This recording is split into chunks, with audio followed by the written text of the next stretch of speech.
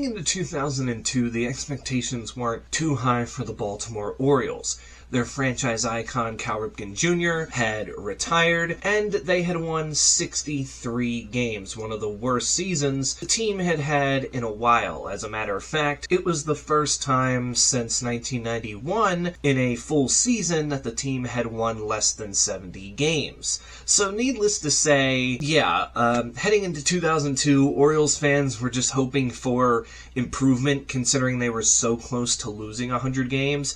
And for a while, things were actually going pretty well. I mean, the Orioles weren't necessarily taking the league by storm or anything, but 126 games into the season, the Orioles' record stood dead even at 63-63, meaning that in almost 40 less games, the Orioles had reached their win total from the previous year with a roster that I don't necessarily want to say was worse, but was definitely a lot different from what we saw in 2001, as the Orioles, who kept Tony Bautista, he was the only team's all-star that year, cranking 31 homers. They had traded for him in 2001, hoping he could be the piece to replace Cal Ripken Jr. at third base, while also retaining Mike Bordick once again in free agency for his second different stint with the team, and having 36-year-old first baseman Jeff Conine. They also brought in a 32-year-old Marty Cordova who played well, but for the most part, the Orioles were letting some youngsters get some at-bats. Jay Gibbons hit 28 home runs in his first full year. Catcher Geronimo Yeel didn't necessarily break out, but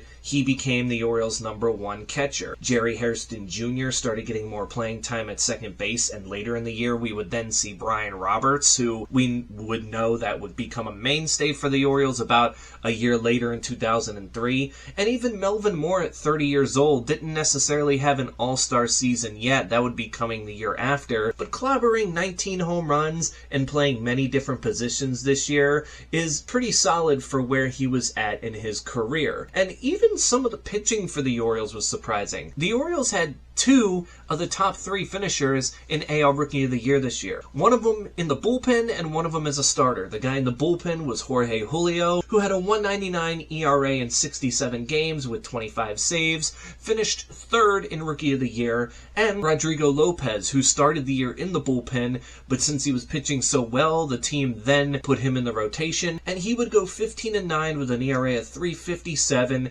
196 and 2/3 innings, which was good enough for him to finish 2nd in Rookie of the Year. And of course, from 2003 to 2006, he would start 3 of the next 4 opening days for the Orioles. And they also had Sidney Ponson, who in 2002 actually wasn't bad in 28 starts. He had a 4.09 ERA, pitched 176 innings. And of course, again, the following year is when he would have his big career year. But you know, the Orioles were actually showing some signs of, hey, improving, and here's some young guys coming in and doing their thing.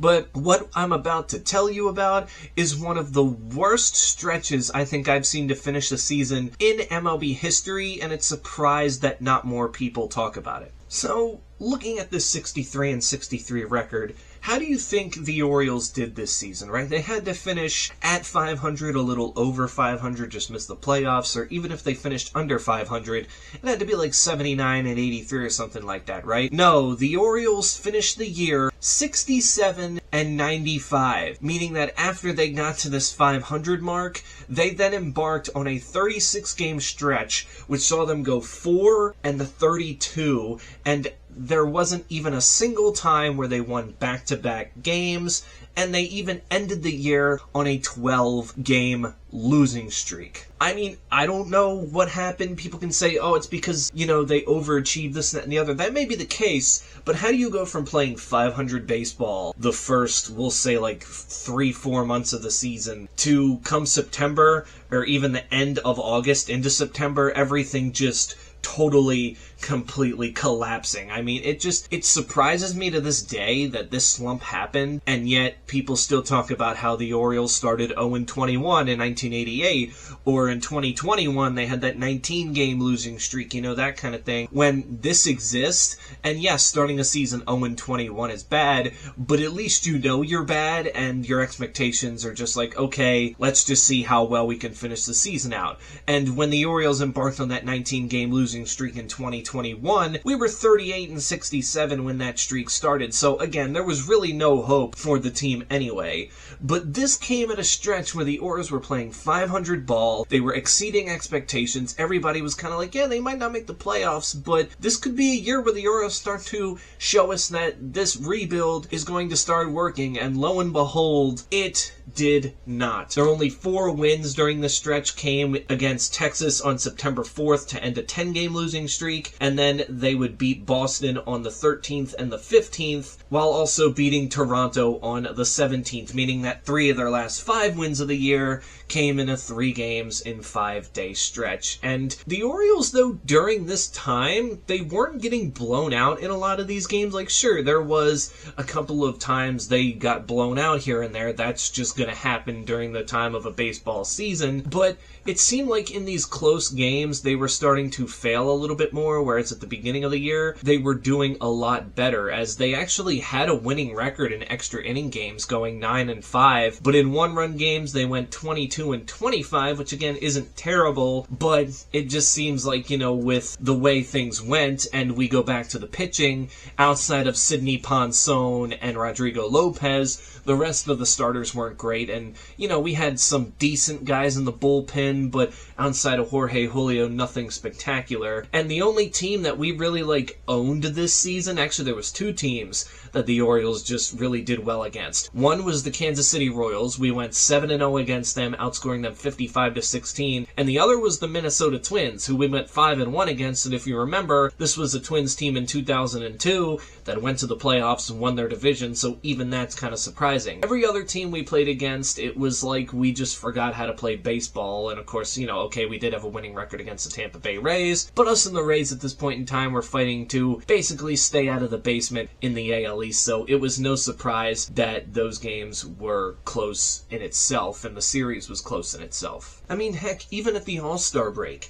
the Orioles were 42-43, and fans had some hope that things were going to go well, and again, coming out of the break, they immediately lost 3 straight, but they got things back on track, and this is another thing about this 500 start too. The Orioles were only over 500 twice this whole time, as after winning on opening day against the Yankees, where Scott Erickson actually pitched a game where he didn't strike out a single Yankee batter, the Orioles then proceeded to lose 6 in a row, and at one point were actually 4-11 to begin the season, but once they beat the Tampa Bay Devil Rays on May 10th to get to 18-17, that would be the last time the Orioles even got over 500. They would then kind of, you know, hover around getting close to 500 and then losing a couple more times. But then once they got back to the, 500 mark, they continued to hover between that and under 500. But come August 24th, the start of a doubleheader against the Toronto Blue Jays,